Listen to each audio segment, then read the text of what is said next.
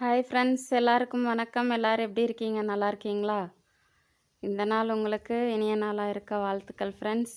இந்த நாளில் எங்கள் கார் சர்வீஸ் போயிட்டு வந்திருக்காங்க, பளிச்சுன்னு இருக்காங்க. இந்த கார் பார்த்துட்ருக்கும் போது ஒரு சின்ன காரியம் தோணுச்சு ஃப்ரெண்ட்ஸ். அது உங்கள்கிட்ட நான் ஷேர் பண்ணிக்கலான்னு இந்த வீடியோ எடுத்தேன். ஸ்டார்டிங்கில் பார்த்திங்கன்னா, நம்ம புது காரை எடுக்கும் போது அது ஒரு கிராச்சஸ் விழுந்துருமோ, இல்லை எங்கேயாவது இடிச்சிருமோ அப்படின்னு ரொம்ப கேர்ஃபுல்லாக ஓட்டுவோம். அது மேக்ஸிமம் நியூ கார் வாங்குகிற எல்லாருமே அப்படி தான் ட்ராவல் பண்ணுவாங்க. அப்படி தான் நாமளும் பண்ணுவோம். அதே மாதிரி தான் ஃப்ரெண்ட்ஸு, நம்ம அப்பா அம்மா குழந்தையில இருக்கும்போது ரொம்ப கேர் எடுத்து நம்ம பார்ப்போம். கேர்னால் ரொம்ப அவங்கக்கிட்ட நம்ம பேசுவோம், விளையாடுவோம். அப்புறம் அது ஒரு 9th 10th வரும்போது கொஞ்சம் குறையும். அப்புறம் +1 +2 போகும்போது பாதியாக குறையும். அப்புறம் நம்ம காலேஜ் போனோன்னா என்னன்னு சொல்கிற அளவு தான் அம்மா அப்பாட்டையே பேசுவோம்.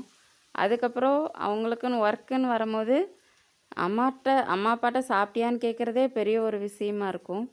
அப்படி தான் இப்போ உள்ள லைஃப் ஸ்டைல் போயிட்டுருக்குது. ஆனால் பைபிளில் ஒரு வசனம் இருக்குது ஃப்ரெண்ட்ஸ்.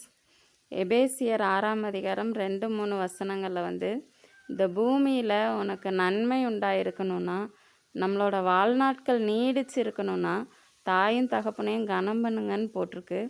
அதனால் நம்ம குழந்தைகள எப்படி பேரண்ட்ஸை சார்ந்து இருக்கிறோமோ, அது மாதிரி நம்ம அவங்க வயதாகும்போது நீங்கள் வேலைக்கு போய் சம்பாதிக்கிற ரேஞ்ச் வரும்போது அந்த பேரண்ட்ஸை கனம் பண்ணுங்கள், ஒதுக்கி வச்சிடாதீங்க. பழைய கார் ஓட ஓட அதோட நிறைய பிரச்சனைகள் கார்களில் வருங்க இல்லைங்களா? அது மாதிரி வயசானவங்க காலத்தில் அவங்க ஹெல்த்தில் நிறைய இஷ்யூஸ் வரும். அவங்கள ஒதுக்கி வச்சிட வேணாம், உங்களை பார்த்துக்கிட்டவங்க. அதனால் வயசானவங்கள கனவீனப்படுத்தாதீங்க, எப்பயும் கனப்படுத்துங்க தாய் தகப்பனை. அப்போ தான் உங்களோட வாழ்நாள் நீடிச்சிருக்கும், உங்கள் குடும்பத்தோட நீங்கள் சந்தோஷமாக இருக்க முடியும். பெற்றோர்கள் யாராவது இந்த வீடியோ பார்த்துட்டு இருந்தீங்கன்னா, பிள்ளைங்களை எரிச்சல் மூட்ட வேணாம், கோபம் மூட்ட வேணாம், அது நம்ம பிள்ளைங்க. அதனால் ஒவ்வொருவரும் அதன்படி செயல்படுங்க. ஒவ்வொருவரும் பைபிளில் கொடுக்கப்பட்ட அந்த வார்த்தையை கடைப்பிடிங்க, ஃபாலோ பண்ணுங்கள். வாழ்க்கையில் ஆசீர்வாதமாக இருங்க friends. Okay friends, God bless you.